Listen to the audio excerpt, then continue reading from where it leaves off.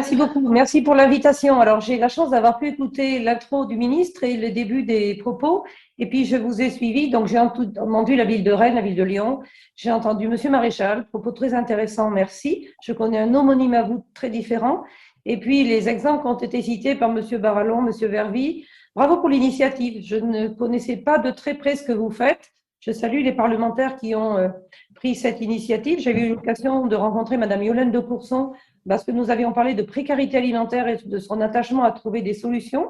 La FNSEA, nous avons beaucoup travaillé sur le chèque alimentaire parce que, comme ça vient d'être dit tout à l'heure par différentes personnes, on a mesuré pendant le premier confinement la fermeture des cantines, la précarité alimentaire pour certaines familles. Or, l'alimentation est un besoin premier et bravo pour connecter résilience, territoire et alimentation. Alors oui, cette crise du Covid a eu ça de bon, c'est qu'elle a remontré qu'est-ce qui est essentiel, se nourrir, se soigner, travailler. L'alimentation est revenue en force comme essentielle et beaucoup de Français ont redécouvert la chance qui était celle de chacun de nous de pouvoir avoir accès à une alimentation saine, sécurisée, diversifiée, accessible. Alors majoritairement achetée en grande distribution, c'est 75%. Serge Papin connaît ça très bien. Et pendant le confinement, avec la fermeture des restaurants, ces achats en grande surface ont encore augmenté. Mais les Français confinés, télétravaillant et cuisinant, ont redécouvert le plaisir d'acheter en local.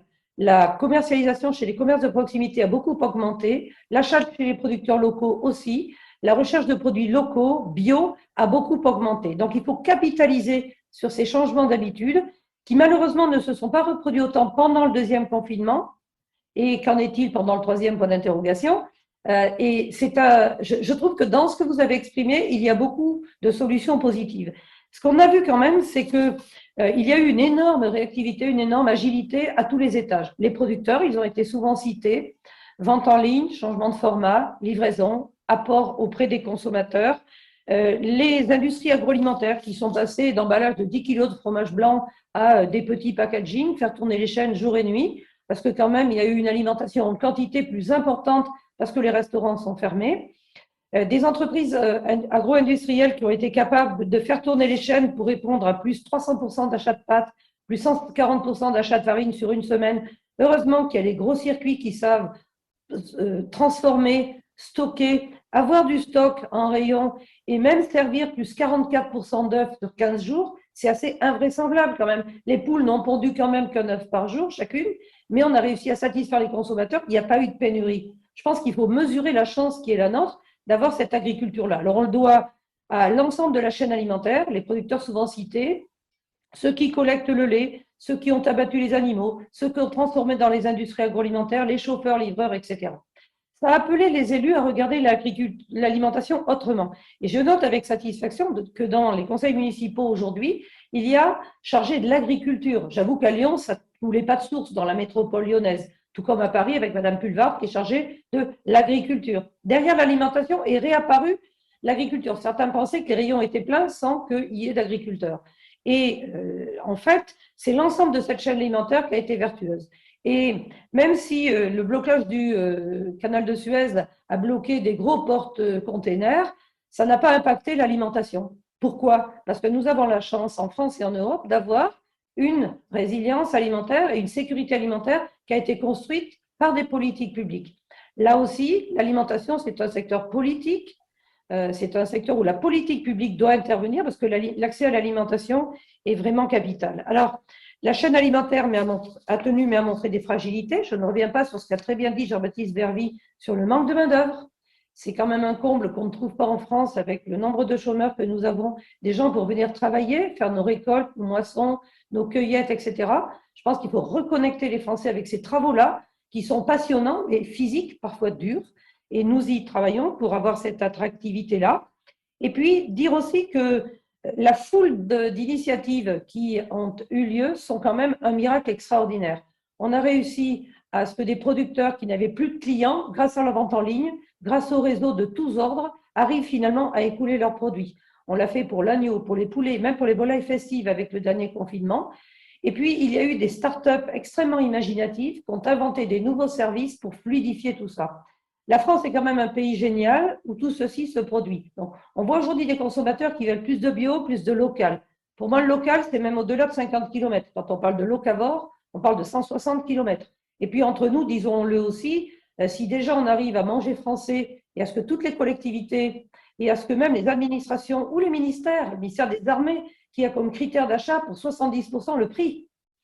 Quand le représentant de la ville de Lyon dit on a multiplié par 4 le budget alimentation, je dis bravo, c'est la clé. On ne peut pas manger local, plus frais, de saison et bio en proportion comme c'est imposé aujourd'hui et le faire au même prix. Donc il y a des propos extrêmement cohérents de ce que vous énoncez.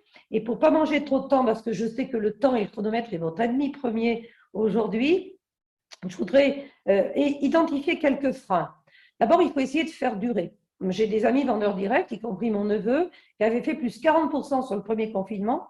Fin du confinement, il est revenu à plus 5%. Donc les habitudes se sont quand même perdues parce que tout le monde ne peut pas aller chez le producteur et quand on était confiné, quand on ne travaillait pas, on avait du temps pour aller chez le producteur et c'était la sortie. Donc faire durer. Comment faire durer? Avec les services qui vont permettre de faciliter la connexion. Deuxième chose, il faut être réaliste aussi. Les projets alimentaires territoriaux vont satisfaire les grandes métropoles. Ils ne sont pas possibles et pour l'instant n'existent pas partout. Donc il reste encore plus de 70% des achats en grande distribution et eux aussi ont un rôle à jouer. Leur stratégie historique depuis 30 ans ou 40 ans qui est venez chez moi, c'est moins cher, a aussi conduit à détricoter l'agriculture, à faire disparaître certains secteurs. Si on manque de fruits et légumes et si on en importe la moitié, c'est parce que les fruits pas chers, ils sont moins chers encore ailleurs qu'en France. Donc, si on veut vraiment retrouver de la relocalisation de production, il faut pouvoir le produire, moyen de production, et il faut aussi le payer au prix rémunérateur pour les producteurs français. La question du prix payé aux producteurs et la rentabilité est également au cœur. Il faut qu'on ait aussi la possibilité de l'aborder en gouvernance globale. J'ai trouvé le propos de M. Maréchal extrêmement intéressant sur ce sujet. Souvent, il n'y a pas de connexion entre toutes les initiatives qui existent. M. Barallon a cité les chambres d'agriculture qui ont joué un rôle aussi de facilitateur pour rapprocher avec les producteurs. On a des organisations qui sont implantées dans tous les territoires, qui sont installées, institutionnalisées, qui connaissent vraiment par cœur le territoire, qui jouent aussi un rôle pour garder des ceintures vertes autour des villes et ne pas tout urbaniser. Parce que j'apprécie beaucoup que les villes disent aujourd'hui qu'il faut moins urbaniser et garder des ceintures vertes. Je sais que la ville de Rennes le fait historiquement depuis une vingtaine d'années et c'est très bien, mais ça n'a pas été le cas de toutes les collectivités. Donc oui, cette question de l'alimentation et de l'agriculture est revenue au devant de la scène et amène les Français à se poser de nouvelles questions.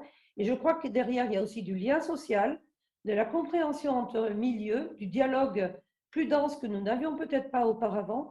Et finalement, alimentation, santé, résilience, j'ajouterais agilité quand même, hein, parce qu'il y a eu cette agilité-là, c'est quelque chose d'essentiel. Alors le ministre a eu un propos très économique sur lequel je ne reviendrai pas, mais j'en partage l'essentiel. Les agriculteurs ont aussi besoin de reconnaissance et l'alimentation est un vecteur de reconnaissance. Nous avons la chance d'avoir une alimentation très diversifiée. Au pays des 1000 fromages, il y a 1000 modèles. Il y en a pour tous les goûts. Les bio, les hautes valeurs environnementales, l'agriculture durable, l'agriculture régénérative. On est capable de faire tout ça parce qu'il faut produire pour toutes les bourses.